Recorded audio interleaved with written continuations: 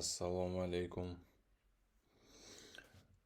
Anchadan beri recap video qilmagan ekanman.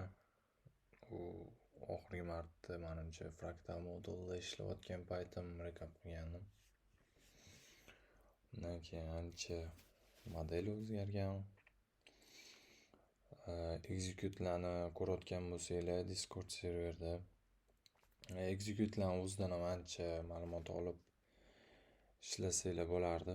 Xo'p, kelinglar bugungi bu videoni hozir men kechasi soat 12 bo'ldi, ya'ni 3-iyun 12 da zapis qilayotgan bo'lsam, bu videoni ertaga qo'yaman.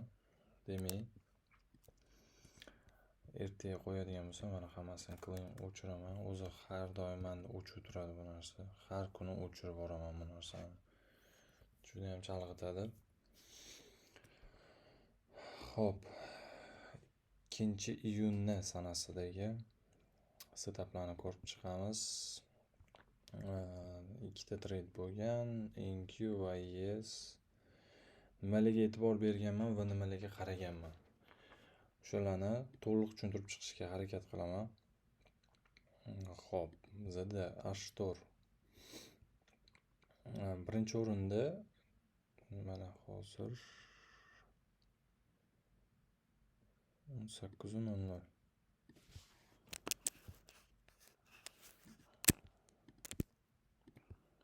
Template'larimda 18:00 bor. 18:00 nima desanglar, bu ayni daily open bo'ladi bu. ICT'da 00:00 u midnight open'da, shuni ham hisobga olishingiz kerak.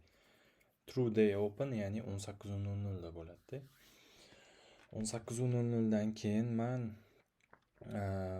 ayni bozorni soat New York vaqti bilan 9:30-9 larda ochaman. 9:30-9 atrofida ochaman. Aslan eng ko'pi 10 AM da trade qilaman, shunga ham e'tibor bergan bo'lsanglar. Xo'p, bu yerda 18:00 ko'rasizlar. Ya'ni Londonda mana 2 AM da closure bo'lib yopildi bozor. Уже reversal berishni boshladi va 6 AM candle'da reversal berdi. Juda katta chiroyli impuls berdi. Undan keyin H1 ga o'tsak bo'ladi. Umuman qaranglar. H4 o'zida nima template ko'rdinglar? Open, low, high, close bo'lishi kerak hozir. Ya'ni OHLC. Yo'q, OLHC bo'ladi. Chunki open, low, high, close. OHLC deydi-yu. Ana, osonlashtirilgan variant OHLC deydi-yu. Xuddi shunaqa OHLC bo'lgani. OLHC. Open, low, high, close. Oddiy daily template bu narsa juda ham ko'p, hamma joyda o'rgatilgan, tushuntirilgan.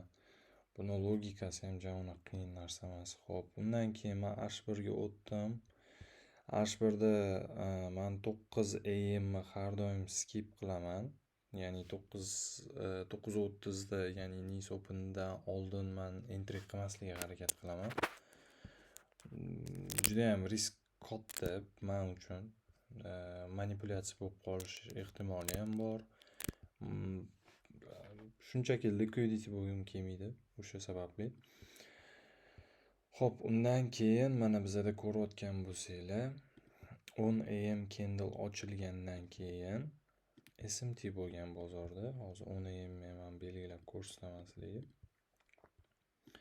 Mana bu 10 AM candle open bo'ladi.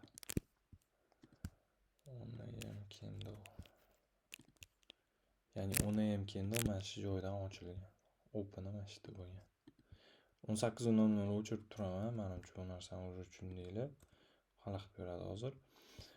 10 AM ochilgandan keyin ham 10 AM nima degani? Bu yangi 4 soatlik candle ochildi degani. Mana yangi 4 soatlik candle ochildi degani. Closure bo'lib yopildi, expansion, men continuation kutdim bunda. Mana continuation. Bunda endi reversal bo'lib ketgan, o'shaning uchun. Bittasi reversal, bittasi continuation bo'lgan. Xo'p, 10am candle mana ochildi. 10am candleni ham e'tibor bersanglar, ayni 4 soatlisida e'tibor bersanglar, open, low, high, close. Open, low, high, close. Просто easy setup bo'lgan bugunda. Xo'p, 10am candle ochilishini kutdim. 10amda aynan SMT berdi bozor. Time frame alignment bo'yicha o'zi men M5 ga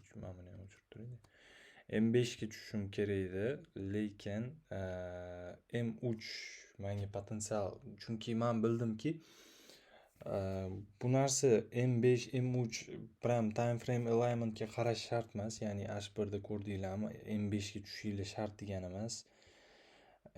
Muhimi M1 ga tushmanglar. M1 juda ham manipulyatsiya kuchli, chalg'itadi. Kerak emas. Ortiqcha nima deydi? Ko'zinglarni, setapinglarni o'ynatib qo'yadi.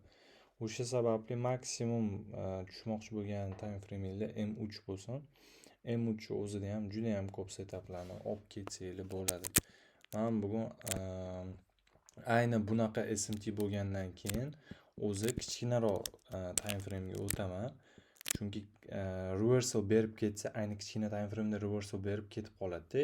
Ya'ni ko'ryapsizlarki, M5 yoki M30 ga, M15 ga ham o'tsam, bozor mana bunaqa holat qilmagan bo'ladi, ya'ni mana bunaqa retest bermagan bo'ladi, tushunasizlarmi?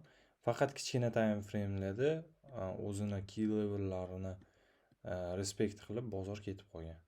Aynan o'shaning uchun ham men bugun M3 ga tushganman, M5 ga emas. M5 ga tushsanglar, mana bu holat ko'rinmagan M5 da.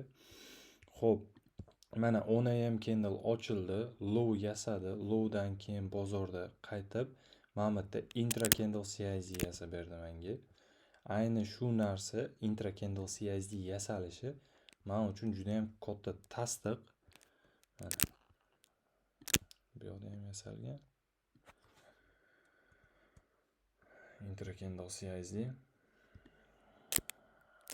Xo'p, intra candle CIZ yasalgandan keyin men o'zi ko'pincha, ya'ni intra candle CIZ yasalishiga entry qilaman. Vaziyatga qarab bu narsa ham. Aynan o'sha joydan deydigan narsa yo'q. Ya'ni ko'p hollarda, misol uchun, intra candle CIZ yasalishini bilyapmanmi, mana bu candlelarning o'rtalarida o'sha entry qilishga harakat qilaman-da. Ko'p hollarda intra candle CIZ yasalgandan keyin retest bermasligi ham mumkin. Bugungi holda ko'rdik, bugun retest bergan, o'shaning uchun ham juda ham clean setup bo'lgan bugun. O'sha sababli qanaqadir aynan bugungi setaplarni recap qilgim keldi. Xo'p, e'tibor bersanglar bo'ladi. Mana bu yerda kichkinagina bizda SMT bo'lgan. Juda ham kichkina. Mana ko'rayotgan bo'lsanglar.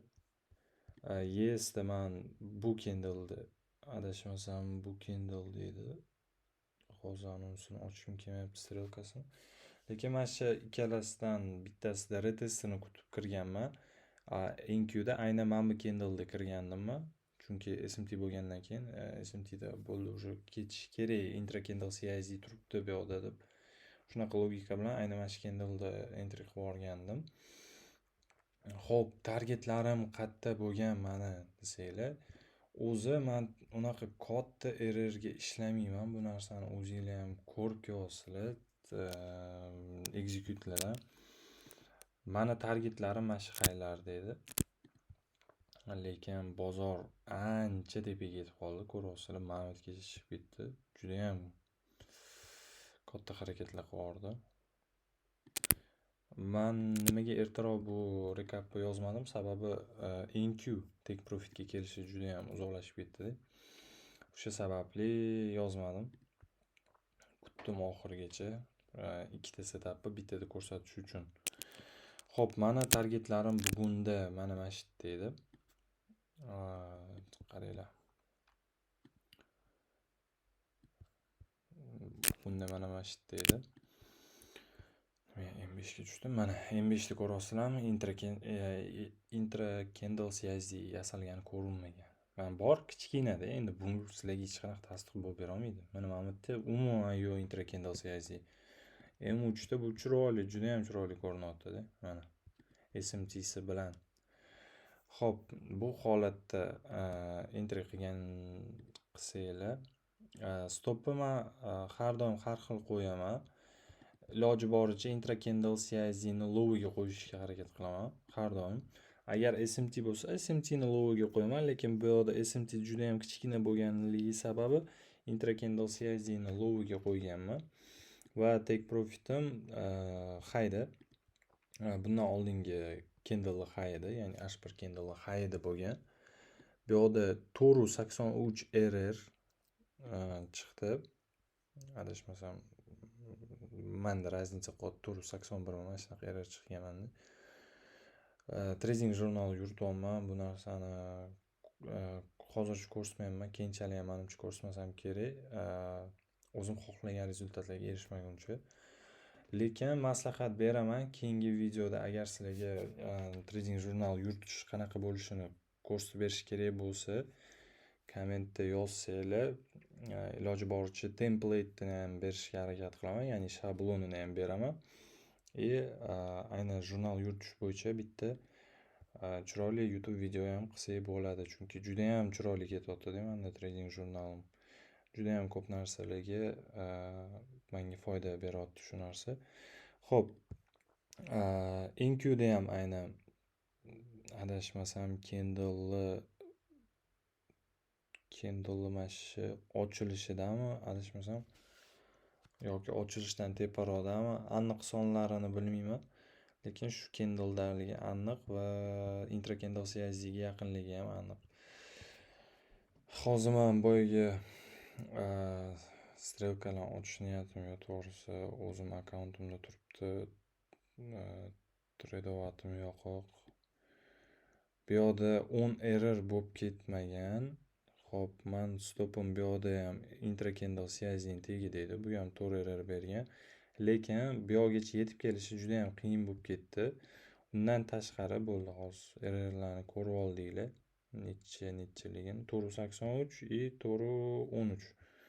Adashmasam mana shu yerda 4 error bo'ldi. Menda mana bu yerda 479 mi mana shunaqa bo'lib qoldi-da. Trade jurnalimga yozib qo'ydim. Trading jurnalimga. Xo'p. Bu yerda e'tibor bersanglar, bozor holati bo'yicha mana bu yerda SMT bo'lib qolgan. Bu narsa menga entry'imni yana uzoqroq ushashga sharoit confirmation berdi. Tushunasizlar, mana SMT. Bu holatda men kutyaptimki, men bu yana bitta CSD yana tepaga ketadi. Bu CSD dan o'zi pastga tushmaydi deb kutyaptim, lekin mana bu manipulyatsiya bo'lib tushgan. Bu yerda e'tibor bersanglar, aynan o'sha CSD mana shu o'ylagan CSD'm yasalgandan keyin undan pastga tushmaganda equal bo'lib qolgan. Bu chiroyliroq, yes o'zi tezroq yurdi. Ya'ni kuchliroq bo'lib qoldi bugun. Qaranglar. Bu holatda mana. Ya'ni high bo'lgandan keyin shuni to'liq CSD qilib olib, chunki bitta katta time frame ga o'tsanglar, bu bitta CSD bo'lib qoladi. CSD qilib olib, men kutganim sababi ham mana. Har bitta harakat tasdiq bilan kelyapti-da. Mana bu yerda ham SMT bo'lib qolgandi.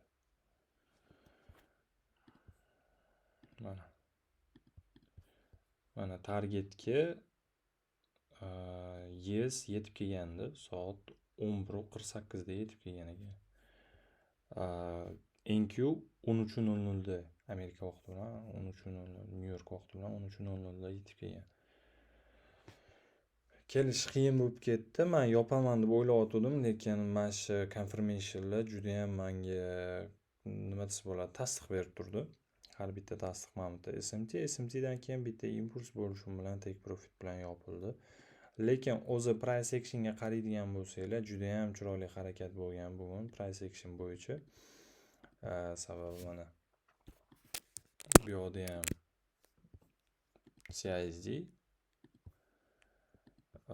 CISDdan tashqari bu yoqda o'sha SMT, enq bilan mana bitta kichkina. Yana tepaga high yasaldi. Yana highdan keyin mana bitta yana CISD bizada. Ko'rasizlarmi? CISDdan yana reaksiya. Bo'ldi, prosta easy, juda ham chiroyli bugun price action bo'lgan, juda ham easy setupli bo'ldi bugun. To'g'ri, bu yoqgacha juda ham katta harakat bo'lib ketadi deb o'ylamadim, chunki baribir ham dushanba, to'g'ri yengilliklar bor edi. Kuchli newslar bor edi, lekin bunaqa kuchli yurib ketadi deb o'ylamadim. Kuchli katta harakat bo'ladi deb o'ylamadim, lekin yetarlicha to'rerer, ikkalasini ham qo'pol qilib aytgan, to'rerer deb hisoblasa bo'ladi. 8 erer juda ham oson olib chiqib ketdi desa ham bo'ladi. Ayni misol uchun shuni ham e'tiborga olinglar-da. Bo'ldi, uni ham candle kutaman, bitta low qiladi, keyin high yasalishini ishlayman deb o'ylamanglar-da. Bu yoqda общий nima deydi? Общий harakatni ham inobatga olinglar-da. Qanaqa harakat bo'lyapti? Kun mobaynida qanaqa harakat bo'ldi? Kun qayerda low yasadi, qayerda high yasadi? Bozor o'zi harakatda qayerga qarab ketyapti? Yengillik bor edi, yengillik qayerga chiqdi? Endi manipulyatsiya qayergacha? To'g'risi o'zi boya o'sha ayni ochilgan payti 9:30dan keyin mana 9:45da impuls bilan tushib kelishni boshlagandan keyin men o'yladimki, mana bu lowgacha kelsa kerak deb o'yladim. Lekin mana bu yerda to'xtalib уже reversal berayotgan payti bo'ldi, bu yoqgacha kelmasligi aniq edi, уже bay ishlasa bo'lardi-da. Profillar bor, profillarni o'rganganinglar yaxshi. Maslahat berardimki, ko'proq mana katta time frame'larda ko'rasizlar, hammasi bitta CISD bo'lib qolgan. Mana bu bitta CISD. Mana bu ham bitta CISD, bu ham bitta CISD. Prosta easy setup bo'lgan bu. Profilingni o'rganganinglar yaxshi. 4 soatlik candlelar ochilib yopilishi, 4 soatlik candlelarning ichida qanaqa harakat bo'lishi, time frame alignment bo'yicha pastki time frame'larga tushib qanaqa harakat bo'lishi, ya'ni o'sha 4 soatlik candlelarning ichida ayni men endi o'zim o'rganib qolgan time frame bu 10 am time frame deyman. Candle bu 10 am candle men kutaman har kuni. 10 am candle 4 soatlik yangi candle ochilishini kutaman. Nimaga aynan 4 soatlik 10 am candle kutasiz desanglar, men ko'rasizlarmi, Londonda manipulyatsiya bo'lganda, lowga tushganda manipulyatsiya bo'lganda, men qayerdan bilaman manipulyatsiya qayergacha bo'lishini? Balki mana bu yergacha tushib ketishi mumkin edi. Yoki mana bu yerga qaytib yana qaytib tushib ketishi ham mumkin edi. Manipulyatsiya juda ham ko'p bo'ladi Londonda. O'sha sababli ham men unaqa 2 am candleda va 6 am 4 soatlik candlelarida men setup qaramaslikka harakat qilaman. Umuman u paytda bozorga uncha qaramayman, to'g'risi. Chunki bilmadim. Manipulyatsiya juda ham ko'p bo'ladi. Juda ham ko'p bo'ladi menimcha manipulyatsiya. Ayni o'zingizga to'g'ri keladigan setup, ya'ni trading planni tuzib olishingiz kerak. Bu eng nima desa bo'ladi, key narsa-da, sizlar uchun kalitda. Trading planga asoslanib ishlasanglar, ancha ishinglar ham osonlashadi. Psixologiya, hamma psixologiya deydi-ku. O'zi psixologiya bor-ku, nimadan buziladi? Yo'qotishdan buziladi, tushunasizlarmi? Agar sizlar o'sha yo'qotishlarni qabul qilsanglar, psixologik tomonlama qabul qilsanglar, ya'ni bu ham o'sha ishni bir nima desa bo'ladi, protsessi. Men rus tilida aytaman, o'zbek tilida eslolmadim qanaqa. Jarayoni. Bu ishni bitta jarayoni, tushunasizlarmi? Sizlar loss qilasizlarmi, minus qilasizlarmi, plus qilasizlarmi? Farqi yo'q. Hech qanaqa emotsiya bo'lishi kerak emas sizlarda. Loss qildinglarmi? Xayolingizda bo'lishi kerakki, Buyam mani ishimni bir jarayonidan parcha. Bu narsa normal holat. Shunchaki harakatni davom ettirish kerak bo'ldi. U bitta lo'si deb to'xtab qolib, ma'nosiz narsa psixologiyani buzish. O'zinglarni trade menejmentinglarni, ya'ni risk menejmentinglarni to'g'rilab olishinglar kerak. O'zinglarga qanaqa risk menejment to'g'ri keladi, o'shani ham hisobga olishinglar kerak. Judayam trading plan deganda judayam ko'p narsalar inobatga olinadi. O'shalarni hammasini agar joy-joyiga qo'yib, o'zinglar uchun psixologik tayyorgarlik qilib olsanglar, hech bo'lmasa qog'ozda, ishoninglar, juda ham katta yordam beradi bu narsa. Ko'pchilik bu narsani e'tiborga olmaydi. Men ham shu paytgacha trading jurnalni bir tiyinga olmasdim, to'g'risi, umuman ishlatmasdim ham, yuritmasdim ham. Lekin hozir mayya 2-haftasidan beri yurg'izib kelyapman. Nechta lose, nechta win, nechta bezubitka oldim, hammasini hisob-kitobi bor-da. Bitta lose bo'lgan menda. 2ta bezubitka, qolgan hammasidek bilmadim. O'shaning uchun ham trading jurnalini ko'rsatgim kelmayapti. Savollar ko'payib ketadi. Menimcha yetarlicha ma'lumot berdim deb o'ylayman. Ertaga bu videoni qo'yaman. Kutib qolardimki, kommentariy qanaqadir savolinglar bo'lsa bemalol yozsanglar bo'ladi. Meni serverim bor, Discord serverim, tekin, hech qanaqa pulli emas. Hamma uchun tekin. Bemalol kirib, o'zinglarning ideyalaringizni bo'lishsanglar bo'ladi. O'rganayotgan bo'lsanglar, savolinglar bo'lsa bemalol bersanglar bo'ladi. Men hammaga javob berib chiqishga harakat qilaman. Undan tashqari meni o'zimning studentlarim bor, ya'ni bootcampdan chiqqan bolalar bor. Yaxshi, zo'r harakat qilayotgan bolalar bor. Ular ham sizlarga qo'ldan kelgancha yordam berishadi. Salomat bo'linglar. Keyingi rekap, keyingi video qachon chiqadi men bilmayman. Vaziyatga qarayman va aktivga qarayman ko'proq. Aktiv qancha yaxshi bo'lsa, men ham shuncha video qilishga harakat qilaman. Salomat bo'linglar. Keyingi videoda ko'rishguncha